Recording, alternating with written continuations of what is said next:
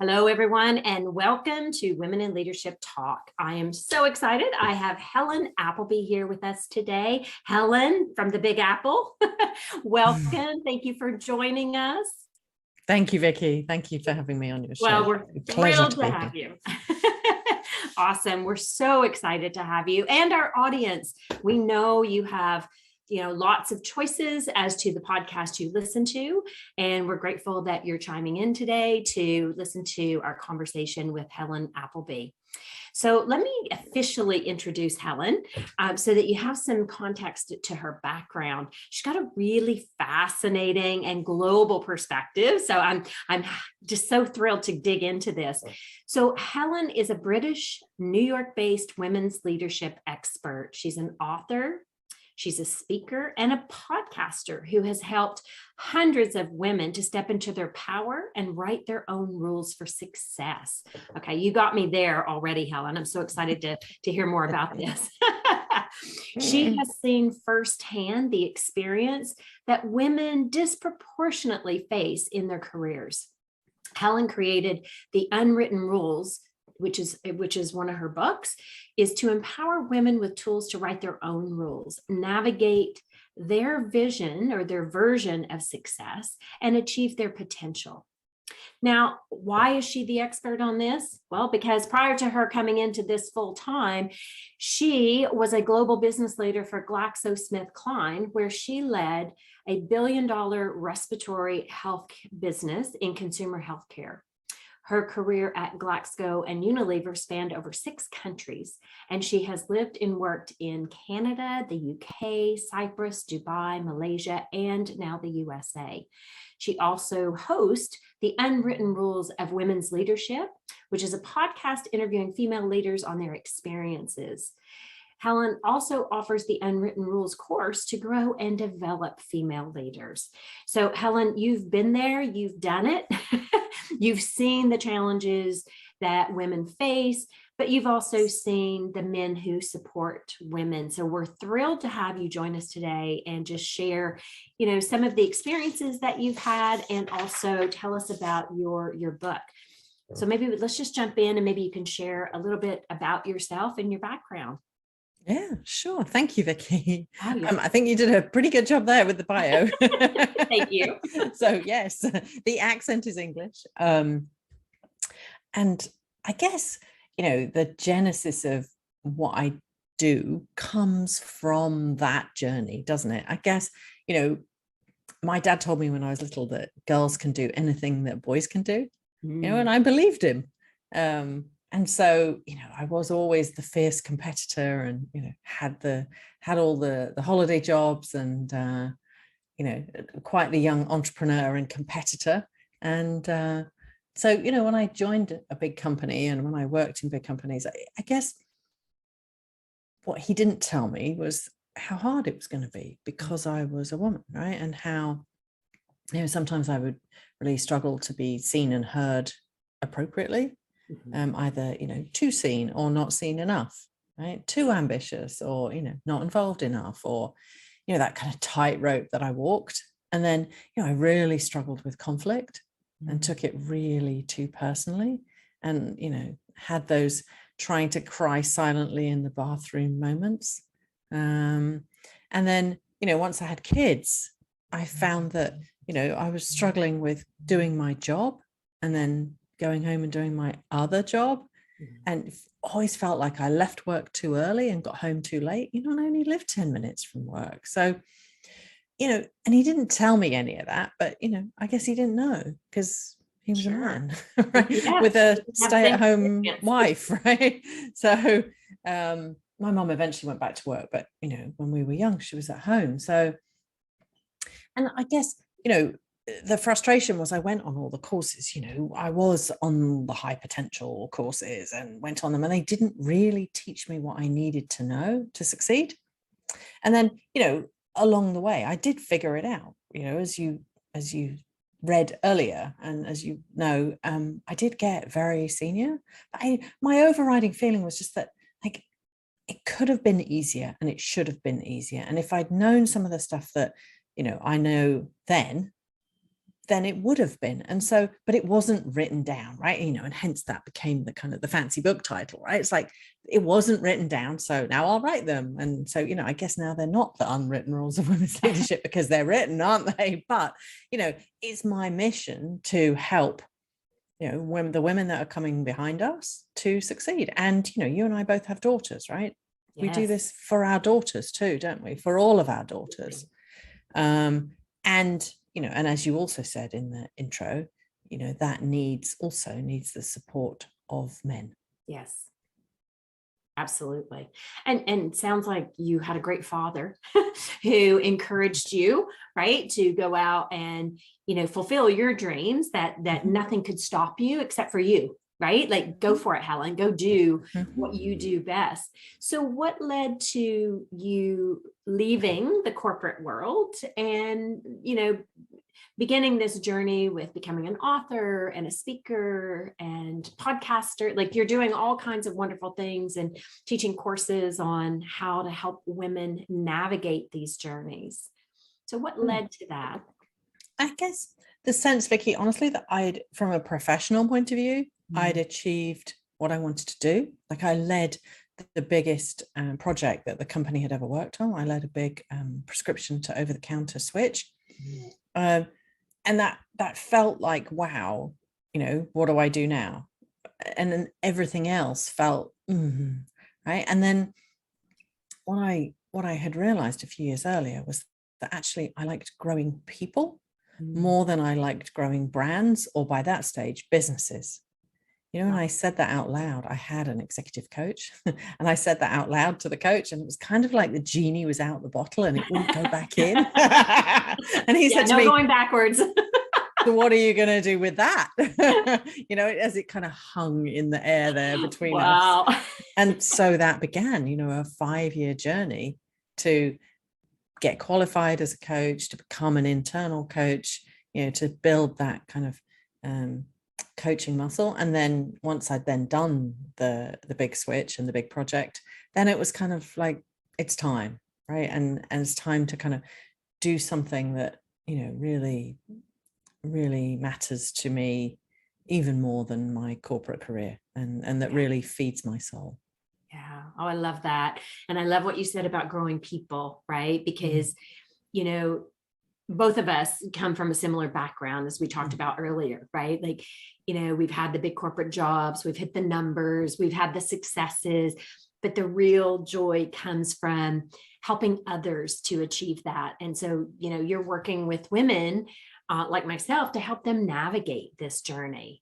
And that's, to me, that is more empowering and more fulfilling, I guess is the word I'm looking for, than any, bonuses are great. We won't deny that, but what a great journey. And because you've experienced it, Helen, like, who better to talk about it, right? Than, we have great coaches around the world, but when you've lived it like yourself and you've, those challenges of motherhood and career and the push and pull between the two, and, helping people to figure out what's their map, what's their journey going to look like. Their vision and version of success. Yeah. Because not everyone wants to be CEO, right? That it can look many different ways, but the important thing is, I think, if you're sat in a nursing home one day and you look back, that you felt like you played a good game. Yes, exactly. So let's get into your book, right? I'm excited to hear about, what was the mission behind Unwritten Rules, and, why? I mean, clearly that was in you, and why was it now to bring that out? I think it was that sense of, having faced the frustrations that I had faced myself and found ways to overcome them. I looked to other women that were more senior than me. I read a lot. I tried a lot of different things, and some level of feeling that I had it figured out. I then became a coach and found that there were these kind of recurring themes that on a one-on-one basis I was helping women with, that were, some of the themes that had come up for me on my journey. And so, yes, I can help women one at a time, And that's great. And that makes a difference. But, how do you scale that impact? I can do it one at a time, but I guess it's going to take a really long time. I'm not sure I'm going to be alive that long, to change one woman at a time in corporate life. So how do I scale it? How do I write it down? How do I put it in a format where more women can have access to it, more, where it can have more impact, and hence, the book. And then I recorded it as an audio book, and then the course. The things that are in it are, they're the things that, my son read it and he said to me, Mummy, he said, you call it a women's leadership book. He's like, but it's leadership.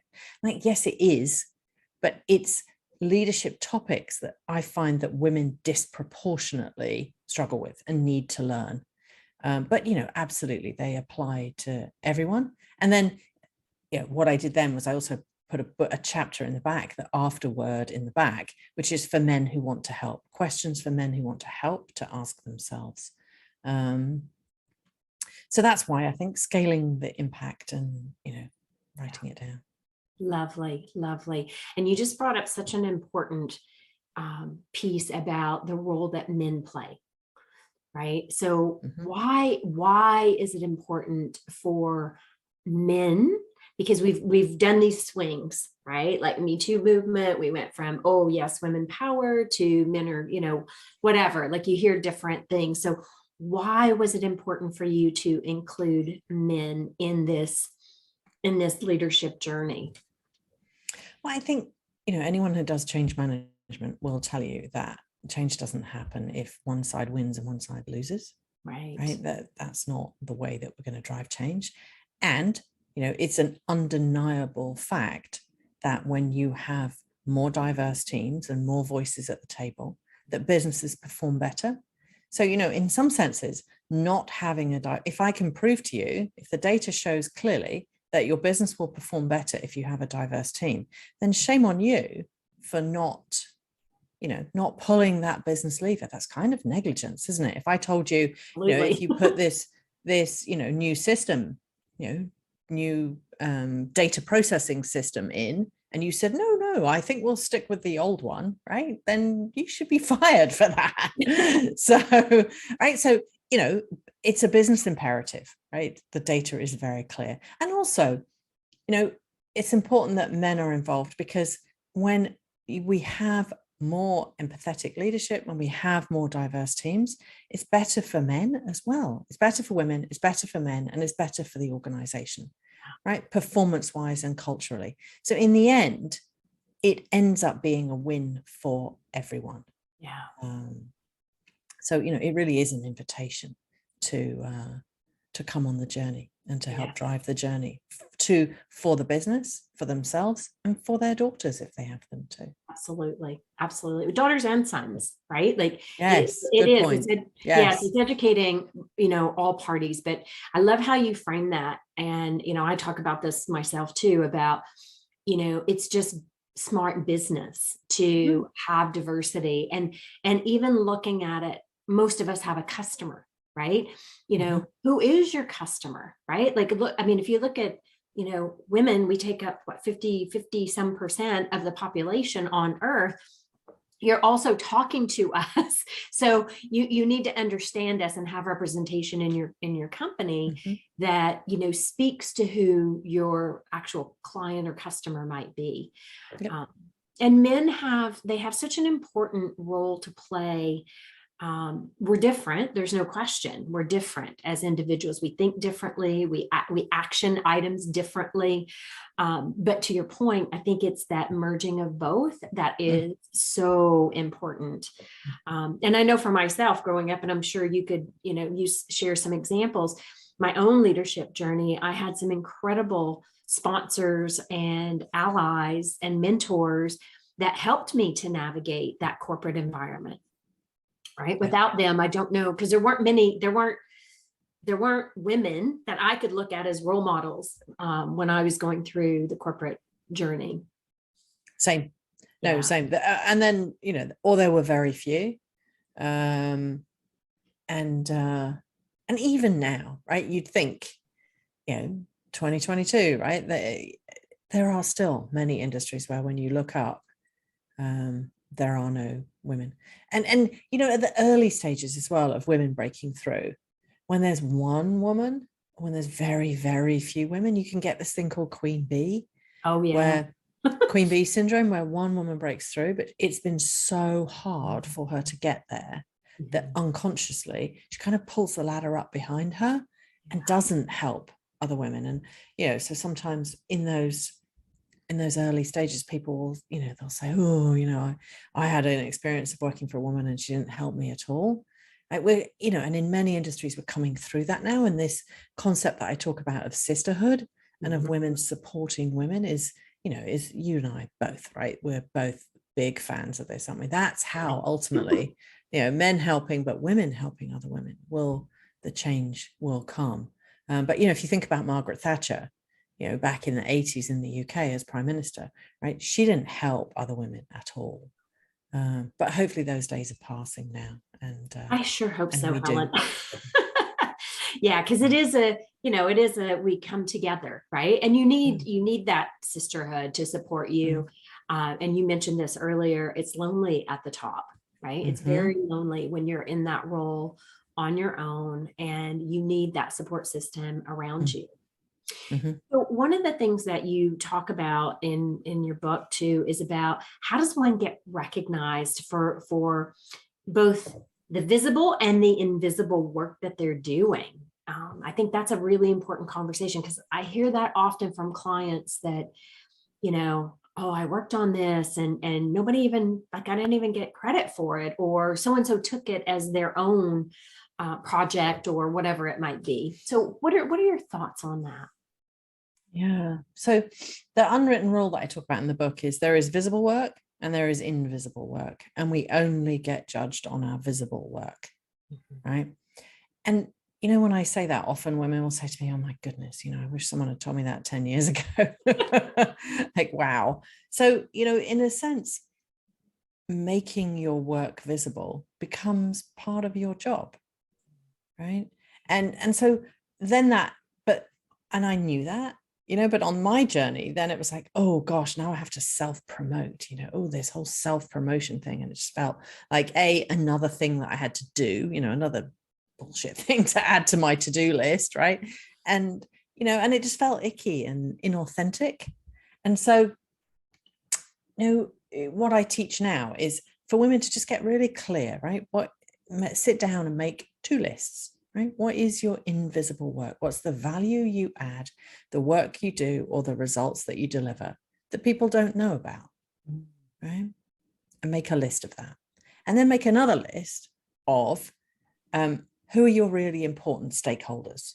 So stakeholders are, when your next role is being discussed, who will be in the room or consulted. Right, that's your stakeholder list, right? And sometimes women say, oh, you know, when my next role is discussed, well, I'll be my boss and, you know, and HR. I'm like, no, I don't think so, right? Exactly. That list is not too long, right?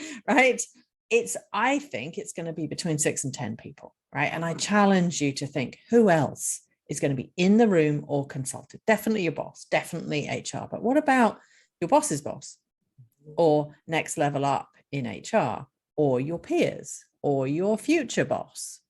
Right? Or other senior leaders in the organization, right? Previous bosses, right? So think about that list and then think, you know, how can I educate, right? The switch for me was a switch from self-promotion to education. Right? How can you teach those people on your list the results that the invisible work, right? The results, the value, and the work. And that might look like, you know, status updates. It might look like, you know, using what I call micro encounters with them. So a micro encounter is like when you are, you know, in the elevator with them, or you're about to get in the Uber and you're both waiting there, or, you know, you hop on a Zoom call and you're the first one on and it's just the, you know, 2 or 3 of you, right? Rather than, you know, and then they say to you, you know, how are you, Helen? And rather than Helen saying, I'm fine, thanks, right? You're not allowed to say, I'm fine, thanks anymore, right? You say, great. And it's amazing to see you, Vicky. You know, I'm going to come and see you in a few weeks. This project that I'm working on is going really well. So we're going to come and we're going to give you an update. We're going to ask you for some money. And, you know, so-and-so in your team has been super helpful too. I'm really Love excited. it. Right. And then suddenly Vicky has a very, very different impression of Helen, doesn't she? And Helen didn't just say, I'm fine, thanks, and talk about the weather. I mean, because she is a Brit, and that's, half of what we talk about, right? So, but now she knows that Helen's working on this project and that it's going well, and that, she's going to be seeing me at some point in the future, and that so-and-so, maybe a woman or someone who's just really helped in her team has helped too. So she's left with a very different impression, right? So that works. And then sometimes it's also about setting up a meeting and saying, I'd like to ask for your advice. And then you set up a meeting, build the relationship, give them an update, and ask for their advice, and genuinely ask for their advice, right? Genuinely be curious. Everyone has a perspective that could help. I'd like to tell you what I'm working on. I'd like to understand how it impacts your team, your region, what you would do in my shoes, what you think I'm missing, and get their advice and use it, right? And I remember, subconsciously, people support what they help to build. Of course. So if they think that you're taking their advice and acting on it and that they're helping, they will support you. And the bigger the ego, the more they like being asked for advice. Use it. Oh my God, I love that. I love that. So that for me is the visible and invisible work. It's, you don't need to stand on the street corner and tell everyone about everything, but what is it that people don't see? What are the updates they need to know, and who specifically needs to know, and how can you educate them? Yeah, that's awesome. Oh my gosh. So there was so much in that, so much richness. and oftentimes I find men are better at that than women are, right? And so it's practice, right? You got to practice that. Practice it with a friend, practice it in front of the mirror. But I love the subtleties, because you were planting seeds, right? And you're not selling your project, you're not selling yourself, you're planting seeds with somebody to let them know what you're working on in a very genuine way. And I think that that's a skill that, as women, we have to get better at, right? Like really letting people know the things we're working on. And oftentimes we take it for granted. We think, oh yeah, well, I'm doing this work. I hear this often where, especially in corporate environments, I'm working on all these DEI initiatives, diversity, equity, and inclusion initiatives. Nobody knows I'm working on that. And it's, I'm putting a lot of time, effort, and energy into it, but that becomes invisible, right? And so it's how to ramp that up and let people how to make that visible. Yeah. Exactly. And potentially how to put it in your job objectives too. So that it's actually, what you are paid to do. And then, that whole concept of this is, it's going to be a whole nother podcast, isn't it? The whole concept of kind of community work and how women are much more prepared to take on non-promotable community work, right? Because, absolutely there is, women find running those DEI things really rewarding. I did it. There's definitely benefit in doing it. And it can be a huge distraction too. Completely.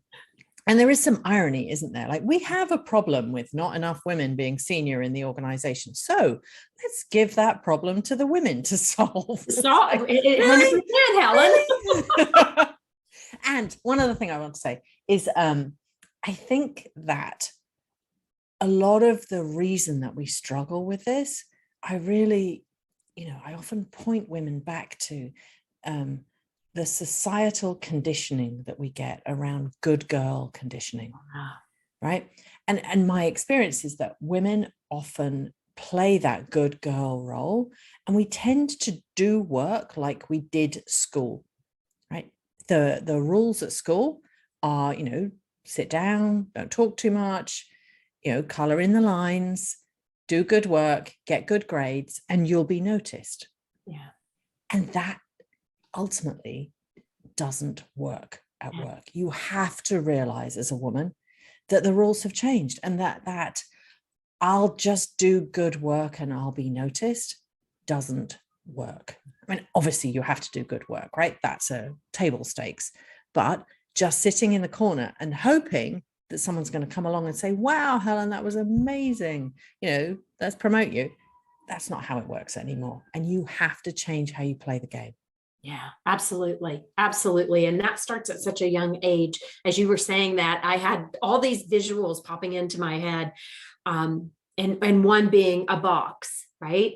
It's at a very young age, and we put ourselves in that box, right? To your point, color in the lines, don't step out, don't ask questions. And we have to do that. We have to do more and more of that. And teaching our children that too, right? When they're in school, like, there's not one way to do something. There's many ways to do something. So it's how to get outside of the lines or outside of the box and really get curious and, perfect your inquiry skills, I would say. Yeah. Yes.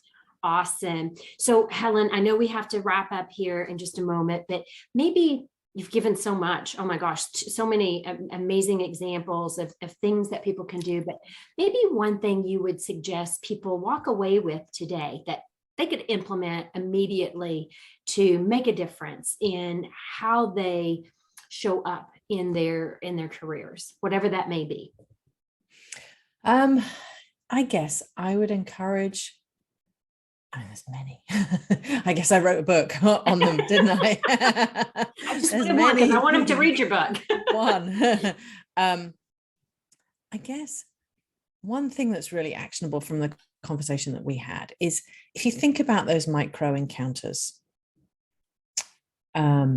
I'd love them to write the 2 lists, but in those micro encounter moments, instead of saying, I'm fine, thanks, sit with a pen and a piece of paper or some kind of note-taking device and imagine what are some practice things that I can say instead of I'm fine, thanks. So kind of imagine in your mind that there's a senior leader walking down the corridor towards you and you're just about to get in the elevator together. Hey, what would you say instead? Because sometimes if we pre-rehearse that stuff and practice it, then it gets easier. And it starts to switch on that part of our brain, because obviously you can't pre-prepare for every senior leader. And, in a month's time, the thing that you might say to that leader might be different, but it starts to train our brains so that in the moment, we can think more quickly of what am I going to say instead? How can I use this moment to educate? Brilliant. I love it. I love it. That's so good. And that you can practice that with anybody, even standing in line at the grocery store. How are you today? Right? Like having that conversation and even just to your point, practicing instead of saying, oh, I'm fine, shifting, right? Like, oh, wow, did you see the beautiful colors that are falling? And this is just spectacular, all the vibrancy, whatever it might be, to start to shift neurologically those conversations. Love it, Helen. That's awesome. Thank you. So maybe just before we wrap up, maybe just share. So, how can people find you? Where can they find your book? Such, great insight as to navigating the journey. So if you can share that with our audience, that would be terrific. Yeah, sure. The book is on Amazon and everywhere you buy books. The podcast is, and the book and the course are all called The Unwritten Rules of Women's Leadership. So, and then my website, which holds all of those, is called HelenApplebyCoaching.com. And I'm on LinkedIn, like we all are. Connect. Exactly. Reach out, connect.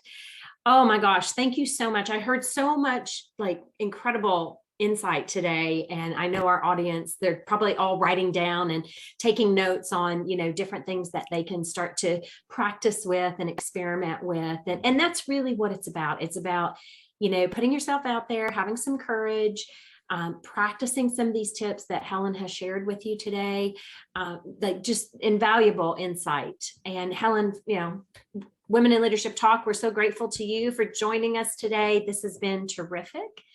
So thank you. Thank you for being with us. Vicky. Yeah. Thank you for being on the same journey. Yeah, exactly. And I think maybe we're in it together down the road. Yes, absolutely. Looking forward to it. Awesome. Thank you. And for our audience, thank you. As I said earlier, I know you have a choice as to what podcast you listen to. We're super grateful to have you, joining us. We're ranked one of the top 30 Women in Leadership Talk podcasts across the globe. And so we're thrilled to have you, pick us as one of your, chosen podcasts to listen to. We look forward to seeing you at our next podcast and wishing everyone a fabulous week. And until then, we'll see you. Okay. Take care, everyone.